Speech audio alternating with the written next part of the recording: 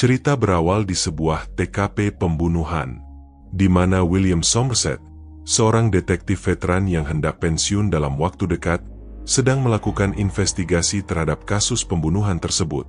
Dan di tengah investigasinya, seorang detektif muda bernama David Mills, yang baru dipindah tugaskan di kota itu, datang menghampirinya dan menyampaikan bahwa ia ditugaskan untuk menjadi partner kerja beliau di penghujung karirnya. David sendiri juga dikenal sebagai detektif yang idealis dan juga memiliki sifat temperamen yang tinggi. Setelah berbincang singkat untuk mengenal satu sama lainnya, mereka pun memutuskan untuk kembali ke kantor. Dan pada keesokan paginya, pasangan detektif ini pun mendapatkan tugas untuk mengungkap sebuah kasus pembunuhan lainnya, yakni tentang kematian seorang pria obesitas yang jasadnya ditemukan dalam kondisi terikat, dengan wajah terbenam di atas piring penuh makanan, serta terdapat sebuah ember di bawah meja yang berisi penuh dengan muntahan. Pada malam harinya, seorang dokter dari bagian forensik yang telah selesai melakukan otopsi pada jasad korban tersebut, mengabarkan kepada William dan David bahwa penyebab kematian korban adalah dikarenakan oleh lambung dan usus kecilnya yang pecah akibat banyaknya asupan makanan. Selain itu, sang dokter juga mengatakan bahwa terdapat luka memar di bagian belakang kepala korban, yang kemungkinan disebabkan oleh pukulan atau tekanan benda tumpul yang menyerupai ujung sebuah senjata api. Dengan berbekal informasi dari dokter forensik tersebut, William kemudian menemui kapten polisi untuk menyampaikan dugaannya bahwa kasus ini bukanlah kasus sembarangan, karena korban telah dibunuh dengan cara yang sangat tidak wajar, yakni dengan dipaksa untuk makan sebanyak mungkin hingga perutnya meledak. Dan pada keesokan harinya, sebuah kasus pembunuhan pun kembali terjadi, di mana kali ini korbannya adalah seorang pengacara sukses yang dikenal dengan nama Eli Gold. David yang ditugaskan melakukan investigasi di TKP pembunuhan tersebut, menemukan sebuah kata bertuliskan greed atau keserakahan, yang sengaja ditulis oleh pelaku, dengan menggunakan noda darah dari sang korban. Sementara itu di kantor, William yang sedang berada di ruangannya, dihampiri oleh sang kapten polisi yang menyampaikan kabar kematian sang pengacara, sambil menyerahkan sebuah tabung kecil yang berisi seperti potongan plastik, hasil temuan tim forensik dari dalam lambung pria obesitas yang menjadi korban sebelumnya. Mendengar hal itu, William pun kembali ke TKP korban pria obesitas tersebut, dan menemukan beberapa goresan di lantai dekat kulkas yang sangat cocok dengan serpihan hasil temuan tim forensik.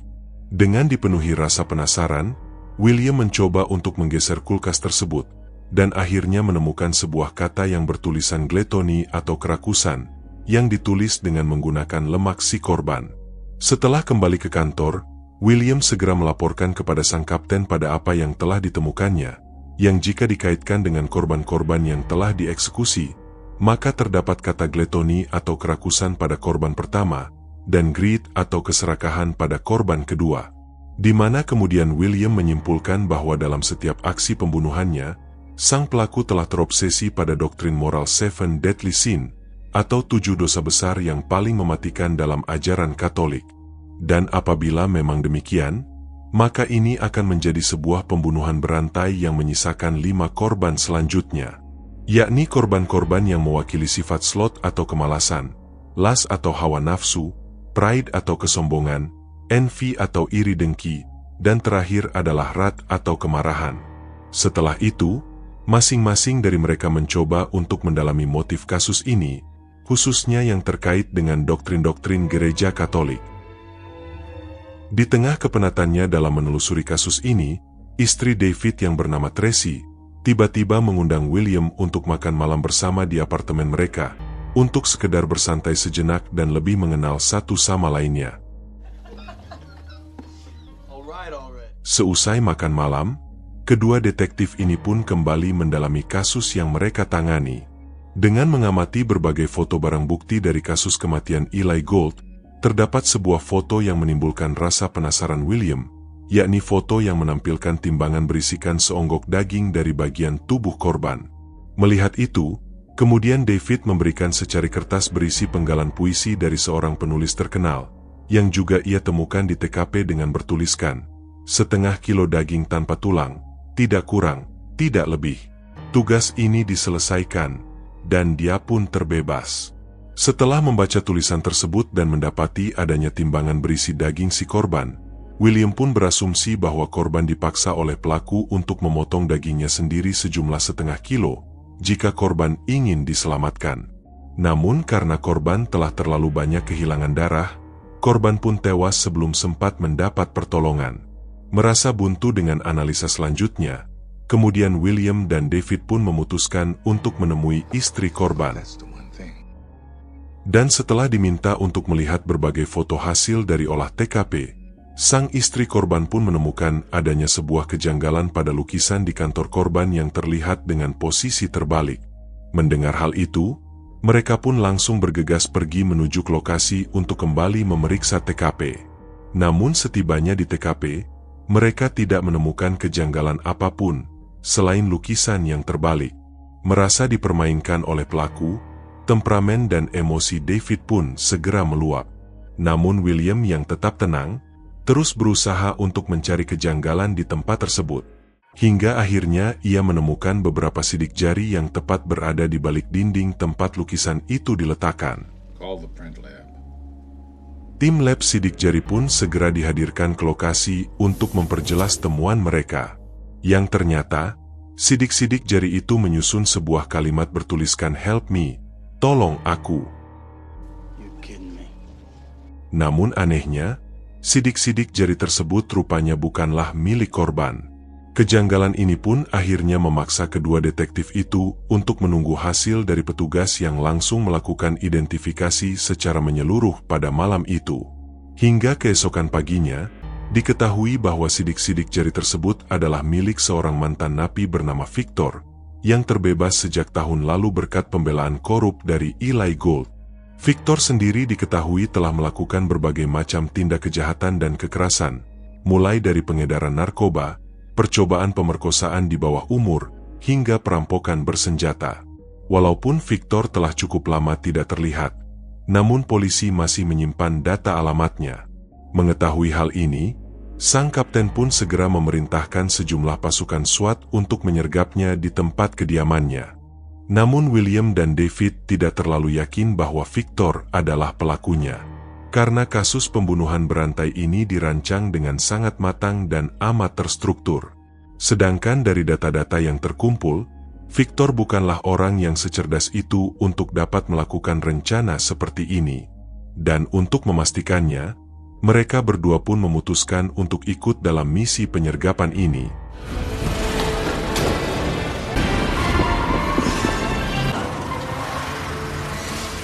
Setibanya di sebuah apartemen kumuh yang diketahui sebagai tempat tinggal Victor, para pasukan SWAT pun segera bergegas menuju kamar Victor.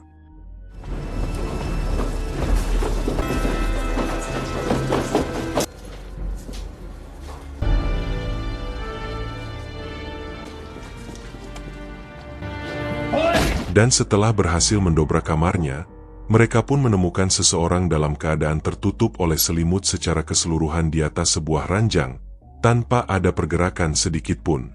Namun ketika selimut itu ditarik dan terbuka, mereka dikejutkan oleh seseorang dalam keadaan yang sangat mengenaskan, yang diyakini bahwa itu adalah jasad Victor dengan kondisi tubuh yang telah kurus kering dan dipenuhi oleh bekas suntikan narkoba, juga tangan kiri yang telah terpotong, serta terikat di atas ranjang. Di samping itu pada tembok di sisi ranjang, juga terdapat tulisan slot atau pemalas, yang menandakan bahwa Victor adalah bagian dari rangkaian korbannya. Selain itu, juga ditemukan kumpulan foto-foto Victor yang telah diambil setiap harinya sejak 1 tahun silam, dari keadaan tubuhnya yang masih bugar, hingga kini yang terlihat seperti zombie. Dan ketika mereka hendak memeriksa keadaannya, tiba-tiba Victor melakukan pergerakan yang menunjukkan bahwa dirinya masih hidup. Melihat kondisinya, ambulan pun segera dikirim untuk membawanya ke rumah sakit. Kejadian ini pun kembali membuat David meluapkan emosinya, karena frustasi akibat merasa dipermainkan oleh sang pelaku. Dan di tengah-tengah luapan emosinya, tiba-tiba seorang wartawan datang dan mengambil beberapa foto dirinya. Melihat ini, Emosi David pun semakin memuncak dan langsung memukul sekaligus mengusir wartawan tersebut. Kemudian scene pun beralih ke rumah sakit, di mana sang dokter yang menangani perawatan Victor mengungkapkan bahwa Victor tidak mungkin dapat terselamatkan karena sudah terlalu banyak kandungan narkoba di dalam tubuhnya. Selain itu, walaupun ia dapat terselamatkan, Victor juga tidak akan dapat memberikan keterangan apapun karena ia telah mengunyah lidahnya sendiri akibat depresi pada kondisi tubuhnya yang terlalu lama. Dan setibanya William di rumah pada malam harinya, di tengah kebingungannya dalam memikirkan kasus ini, tiba-tiba ia mendapat telepon dari Tracy yang mengajaknya untuk bertemu keesokan paginya, hanya untuk curhat tentang kondisinya. Karena sebagai pendatang di kota itu, Tracy merasa tidak mengenal siapapun selain William yang ia ketahui sebagai penghuni lama di kota tersebut. Dan pada keesokan paginya, mereka pun bertemu di sebuah kafe, di mana Tracy meminta saran kepada William terkait dengan dirinya yang telah positif mengandung, dan merasa kebingungan pada apa yang harus dilakukannya. Apakah kabar ini harus disampaikan kepada David, ataukah menggugurkan kandungannya?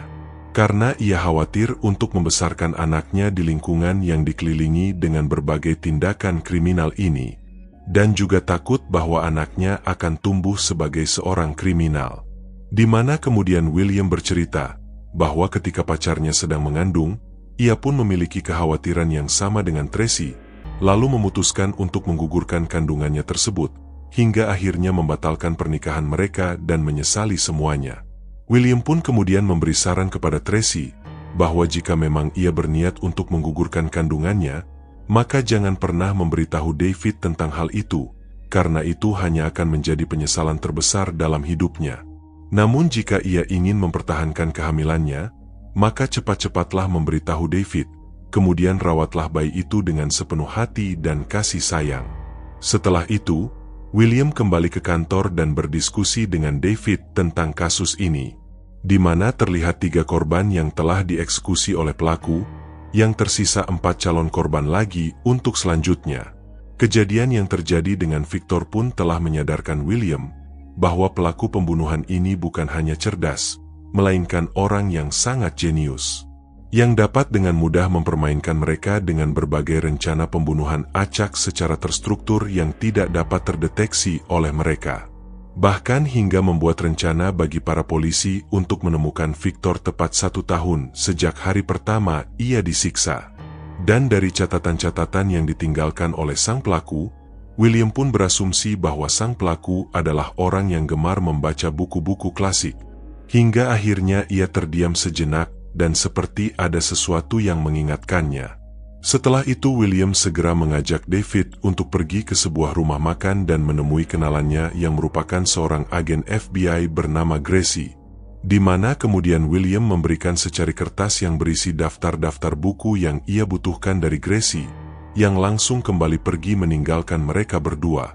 William pun menjelaskan kepada David bahwa selama ini FBI telah terhubung dengan perpustakaan yang merupakan tempat tersimpannya buku-buku klasik, di mana jika seseorang menyewa ataupun membaca buku-buku tertentu seperti buku tentang nuklir, persenjataan, pembunuhan, biografi dan lain sebagainya, maka identitas lengkap beserta alamat orang tersebut secara otomatis akan langsung terekam ke dalam database milik FBI. Dan setelah Gracie memberikan data-data tersebut, William dan David pun mencurigai satu orang bernama Jonathan Doe atau John Doe, yang merupakan satu-satunya orang yang telah membaca buku tentang 7 dosa besar mematikan atau 7 Deadly Sins. Kemudian mereka pun langsung menuju alamat apartemen yang tertera di dalam data tersebut. Dan setibanya di alamat lokasi, saat mereka hendak mengetuk pintu kamarnya, William dan David melihat seseorang mencurigakan, yang kemudian secara tiba-tiba menembaki mereka berdua secara membabi buta.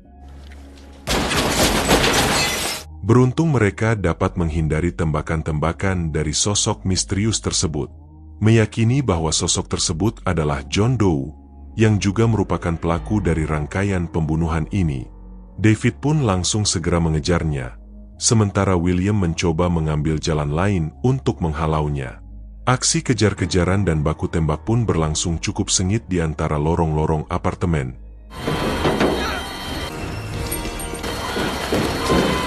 Hingga keluar ke jalan raya dan sempat mengacaukan lalu lintas kendaraan. David yang terus mengejar sosok misterius itu pun akhirnya tiba di sebuah lorong kecil dan mulai kehilangan jejak. Dengan tetap waspada, David pun perlahan menelusuri lorong tersebut yang kemudian secara tiba-tiba sebuah hantaman keras mengenai kepala David yang seketika langsung membuatnya tersungkur dan mencederainya. Dalam kondisi setengah sadar, terlihat seseorang yang menghampiri dan menodongkan sebuah pistol di kepalanya. Namun seperti hendak membiarkan David untuk tetap hidup, tiba-tiba orang itu pun meninggalkannya begitu saja. William yang tiba belakangan di lokasi, segera memastikan kondisi David yang telah cedera dan berlumuran darah. Namun David yang telah dipenuhi emosi kemarahan, segera kembali ke apartemen tersebut dan mendobrak pintu apartemennya. Setelah melakukan penggeledahan bersama dengan William, mereka menemukan beberapa kotak yang terpajang di sebuah sisi dinding dengan berisikan objek dari para korban yang telah dieksekusinya. Di mana kotak pertama berisi kaleng-kaleng makanan siap saji, yang juga ditemukan pada TKP korban pertama. Sedangkan pada kotak kedua ditemukan sebuah surat kabar yang berisi berita ketika pengacara Eli Gold berhasil membebaskan seorang penjahat. Lalu kotak ketiga berisi potongan tangan Victor yang diawetkan. Dan pada kotak keempat, terlihat masih belum terdapat objek apapun selain foto dari seorang pelacur berambut pirang serta sebuah nota pembelian kostum. Selain itu, David juga menemukan banyak foto di kamar mandi, yang salah satunya adalah foto dirinya ketika ia mengusir seorang wartawan di apartemen Victor. Hingga akhirnya dapat disimpulkan jika wartawan dan juga pelaku dari pembunuhan tersebut adalah John Doe. Sementara itu, di kamar lainnya, William menemukan banyak sekali buku catatan milik John Doe yang sebagian besar berisi tentang sudut pandangnya terhadap dunia yang telah dipenuhi oleh para pendosa. Namun anehnya, dari sekian banyak barang bukti yang mereka temukan di kamar ini, para polisi itu tidak menemukan satu sidik jari pun di kamar tersebut. Dan di tengah-tengah investigasi yang sedang berjalan, tiba-tiba terdengar suara telepon yang berdering di apartemen itu. Mendengar suara telepon, David pun dengan sigap langsung mengangkatnya. Yang ternyata telepon itu adalah dari John Doe yang hanya ingin mengungkapkan kekagumannya kepada David dan langsung memutus percakapannya. Setelah itu, sebagai upaya mencegah pembunuhan pada korban berikutnya, kedua detektif itu pun bergerak dengan mengikuti petunjuk yang mereka temukan pada kotak keempat, yakni nota pembelian kostum yang ditemukan pada kotak tersebut. Di mana ketika mereka mendatangi toko kostum tersebut, sang pemilik toko memberitahu bahwa barang yang dipesan dari nota itu adalah baju dengan desain yang sangat aneh, yakni sebuah kostum berbahan dasar kulit, dengan sebilah pisau yang mengacung tajam menyerupai kelamin pria di bagian selangkangannya. Dan telah diambil langsung oleh sang pemesan yang datang ke tokonya dalam kondisi pincang. Setelah itu, mereka berdua mendapat laporan dari sebuah tempat prostitusi, bahwa telah ditemukan jasad seorang pelacur yang tewas secara mengenaskan akibat luka parah di area kemaluannya. Dan setibanya di TKP, mereka berdua pun menemukan sebuah kata yang bertuliskan las atau hawa nafsu, yang digores membentuk guratan pada kamar pintu TKP tersebut. Yang kemudian diketahui, bahwa korban merupakan pelacur yang fotonya terdapat pada kotak keempat milik John Doe. Selain itu, di TKP juga ditemukan seorang pria dengan kondisi trauma berat, sedang duduk menggunakan kostum kulit dengan desain seperti pada apa yang telah dipesan dari toko yang mereka hampiri. Setelah melakukan wawancara investigasi secara pribadi, pria itu pun mengaku bahwa seseorang telah menodongkan sebuah pistol ke mulutnya, dan memaksanya untuk memakai kostum tersebut, yang kemudian memintanya untuk menyetubuhi pelacur yang menjadi korban itu. Oh God, he had a gun in my mouth. Oh God, oh God. Kemudian scene pun berlanjut pada keesokan harinya, di mana telah kembali ditemukan jasad dari seorang model cantik yang baru saja naik daun, yang terbaring secara mengenaskan di atas kasurnya, dalam keadaan kulit wajah terkikis habis, serta hidung yang telah terpotong. Motif dari pembunuhan sang model itu pun adalah untuk mewakili sifat pride atau kesombongan, yang juga terlihat pada kata yang tertulis di sisi tembok bagian atas ranjangnya. Karena diketahui pada semasa hidupnya, sang model terlalu sombong atas kecantikan dirinya.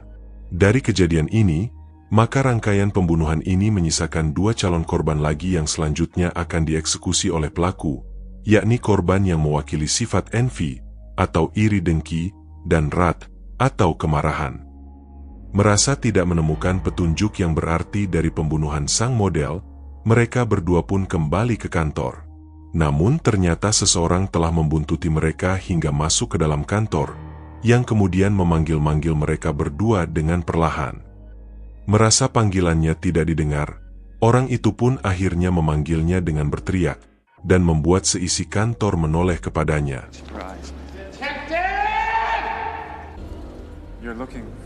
Yang ternyata, orang itu adalah John Doe, sang pelaku pembunuhan berantai yang selama ini mereka cari, yang juga sengaja datang untuk menyerahkan diri. Melihat John Doe yang datang dengan berlumuran darah, suasana pun seketika mencekam, di mana David segera menodongkan senjatanya dan menangkapnya. All the way, faster, fucker, down. Doe's on the ground. I'd like to speak to my lawyer, please. Dan dari hasil pemeriksaan awal sebelum dilakukannya interogasi, mereka menemukan bahwa seluruh kulit pada jari-jari John Doe dengan sengaja telah dilepaskan olehnya. Inilah yang menjadi penyebab bahwa tidak ada satupun sidik jari yang ditemukan di setiap TKP, dan juga pada kamar apartemennya. Sambil memperhatikan John Doe yang sedang berbicara dengan pengacaranya di ruang interogasi, William dan David pun sepakat bahwa John Doe tidak akan menyerahkan dirinya begitu saja sebelum menyelesaikan mahakaryanya yang tersisakan 2 korban lagi, selain memiliki tujuan tertentu. Dan setelah sang pengacara John Doe keluar dari ruangan interogasi, beliau langsung menyampaikan bahwa saat ini kliennya tengah menyembunyikan 2 jasad korban yang telah ia habisi di suatu tempat, di mana lokasinya hanya akan diberitahu dengan syarat harus diantar hanya oleh William dan David. Walaupun awalnya para polisi dan juga jaksa sepakat untuk tidak menghiraukan penemuan korban-korban selanjutnya, karena meyakini akan mampu menjebloskan John Doe ke penjara dengan bukti-bukti yang ada. Namun ketika mendengar si pengacara yang mengatakan bahwa jika 2 korban ini dibiarkan dan tidak dipedulikan, maka itu hanya akan mencoreng nama baik dari kepolisian di mata masyarakat. Karena berita tentang pembunuhan berantai ini telah sangat viral di berbagai media, akibat salah satu korbannya adalah seorang model terkenal. Selain itu, sang pengacara juga berani menjamin bahwa John Doe akan dapat mudah dibebaskan dengan menggunakan pembelaan pelaku yang tidak waras dalam kasus seperti ini. Pernyataan ini pun membuat para detektif itu berpikir ulang, hingga akhirnya menyetujui untuk menerima persyaratan tersebut, dengan kembali mengikuti permainan John Doe hingga tuntas. Dan setelah mempersiapkan diri dengan berbagai perlengkapan seperti rompi anti peluru hingga alat penyadap, William dan David pun berangkat membawa John Doe menuju lokasi yang akan diarahkan olehnya. Sementara itu, beberapa polisi hanya diizinkan untuk memantau pergerakan mereka dari atas dengan menggunakan helikopter. Dalam perjalanannya, William bertanya kepada John Doe mengenai tujuan dan motif sebenarnya dalam melakukan semua ini.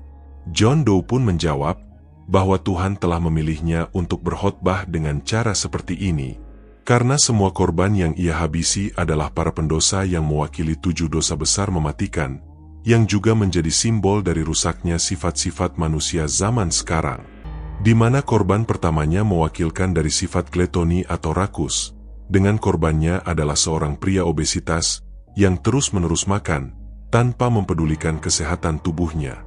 Sedangkan korban keduanya adalah perwakilan dari sifat greed atau serakah, yakni seorang pengacara korup yang rela membebaskan para kriminal hanya demi ketamakannya dalam mengumpulkan kekayaannya.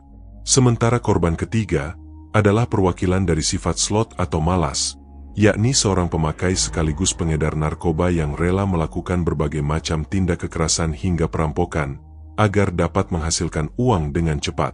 Berikutnya pada korban keempat, yaitu perwakilan dari sifat las atau nafsu. yakni seorang pelacur yang tidak peduli telah menyebarkan penyakit dengan tetap menikmati dan mendapatkan uang dari profesinya. Dan korban kelima, yang menjadi korban terakhir sementara ini, adalah seorang model cantik yang tidak mampu untuk hidup tanpa kecantikan dirinya, yang juga menjadi perwakilan dari sifat pride atau kesombongan.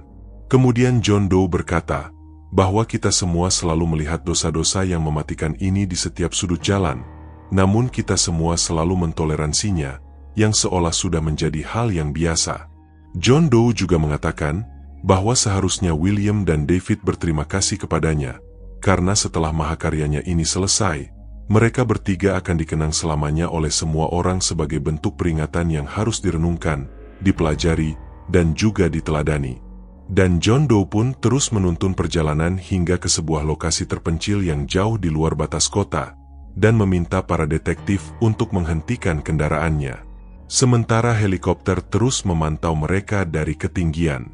Dengan dikawal oleh William dan David, John Doe berjalan menjauhi kendaraan yang seolah akan menunjukkan sesuatu. Namun tiba-tiba dari kejauhan, tampak sebuah mobil datang mendekati mereka dengan kecepatan tinggi. Hal ini pun sontak membuat keadaan menjadi menegangkan, karena khawatir bahwa yang datang itu adalah komplotan dari John Doe. William pun dengan sigap menghadang mobil tersebut, sementara David tetap menjaga John Doe dengan menodongkan pistolnya. Dan setelah mobil itu berhasil dihadang, ternyata diketahui bahwa itu hanyalah seorang kurir yang diperintahkan oleh seseorang untuk mengantar sebuah paket yang ditujukan kepada David ke lokasi tersebut. Merasa heran dengan nama penerima paket, yakni David, William pun segera memastikan identitas pria tersebut yang benar adalah seorang kurir.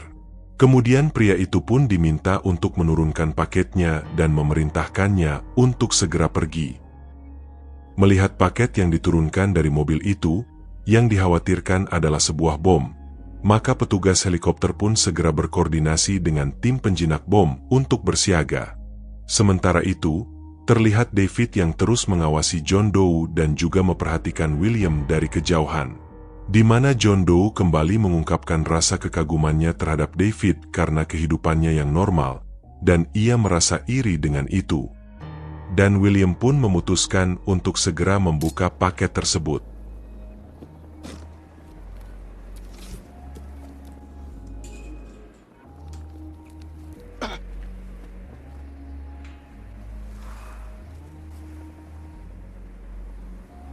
Seolah tidak percaya dengan apa yang dilihatnya, ia segera memerintahkan helikopter untuk menjauh dari lokasi dan tidak bertindak apa-apa.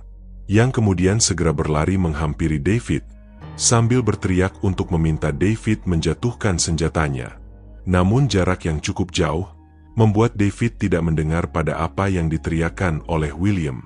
Dan di tengah-tengah itu, John Doe kembali menegaskan kepada David, bahwa ia sangat mengagumi kehidupan David yang penuh kesederhanaan dan juga istrinya yang cantik. John Doe pun mengakui bahwa tadi pagi, setelah David berangkat ke kantor, ia sempat menghampiri rumah David agar dapat merasakan kehidupan yang sederhana, seperti berperan sebagai suami dengan istri secantik Tracy. Namun sayangnya itu tidak berjalan dengan mulus, yang akhirnya membuat John Doe mengakhiri hidup Tracy dan membawakan sebuah cenderamata kepada David, yakni sebuah penggalan kepala Tracy yang dikirim ke tempat ini. David yang mendengar pernyataan dari John Doe pun seolah tidak mempercayainya, dan mengira itu hanyalah permainan John Doe untuk memancing emosinya. Dan ketika William tiba menghampirinya, David pun memaksa William untuk mengatakan isi dari paket tersebut. Namun William hanya meminta David untuk menyerahkan senjatanya, agar David tidak membunuhnya, karena ia sadar bahwa ini semua adalah rencana licik dari John Doe untuk memanipulasi David agar membunuhnya. Dan jika itu terjadi, maka John Doe telah menang dalam menyelesaikan mahakaryanya. David pun mulai mempercayai pada apa yang dikatakan oleh John Doe, dan ingin segera meledakkan kepalanya. John Doe pun kemudian mengatakan bahwa envy atau iri hati adalah dosa atas dirinya, dan Tracy telah memohon kepadanya untuk dibiarkan tetap hidup demi bayi yang dikandungnya. David yang baru mengetahui bahwa istrinya sedang mengandung, semakin membuatnya kalut sambil terus menahan emosinya yang semakin memuncak. Kemudian John Doe kembali memprovokasi David agar ia segera membalaskan dendamnya dengan penuh kemarahan. Sementara William terus berusaha untuk menahan David agar tidak membunuhnya. If you kill him, he will win. Namun David yang tidak kuat lagi untuk menahan emosinya, akhirnya segera menghabisi John Doe dengan penuh kemarahan dan keputusasaan. Dan William pun hanya dapat terdiam menyaksikannya dengan penuh penyesalan. John Doe pun tewas di tangan David sebagai korban ke-6, yang mewakili sifat envy atau iri hati. Sedangkan David adalah perwujudan dari korban ke-7 yang mewakili sifat rat atau amarah, dengan berakhir tragis pada kehancuran total dari psikologis dan juga karakter pribadinya seumur hidup. Dan John Doe akhirnya berhasil mengalahkan kedua detektif itu, sekaligus menyelesaikan mahakaryanya.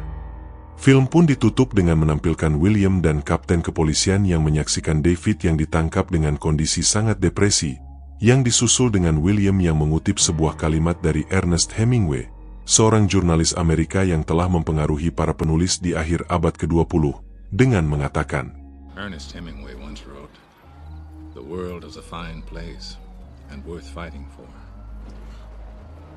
I agree with the second part.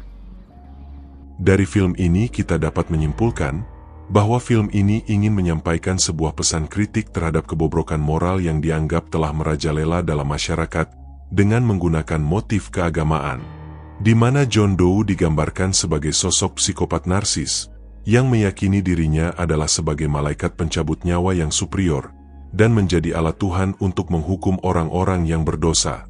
Motif dari John Doe sendiri adalah bukan karena dendam, melainkan hanya untuk menegur masyarakat yang selalu mentoleransi konsekuensi dari dosa-dosa mereka. Dengan menjadikan David sebagai pelaku dari dosa terakhir, maka John Doe pun telah berhasil membuktikan bahwa kejahatan dapat merusak sebuah prinsip dan idealisme yang paling kuat sekalipun dari seseorang, dan memenangkan pertempuran moral dengan meninggalkan kesan nihilisme yang abadi. Namun film ini juga memancing pertanyaan pada peran Tuhan dalam dunia yang penuh kejahatan, yakni pada apa yang benar dan salah, atau apa yang baik dan jahat. Lalu apakah keadilan memang dapat ditegakkan di luar hukum-hukum manusia? Meskipun menunjukkan kejahatan yang telah memenangkan permainannya dan seolah dunia tidak pantas untuk diselamatkan dengan menampilkan akhir film yang gelap dan tragis, film ini juga telah menyimpan pesan moral yang menyiratkan, bahwa perjuangan melawan kejahatan harus terus dilakukan, walau hasilnya tampak sia-sia. Terima kasih telah menonton, dan sampai jumpa lagi pada konten ngalur film selanjutnya.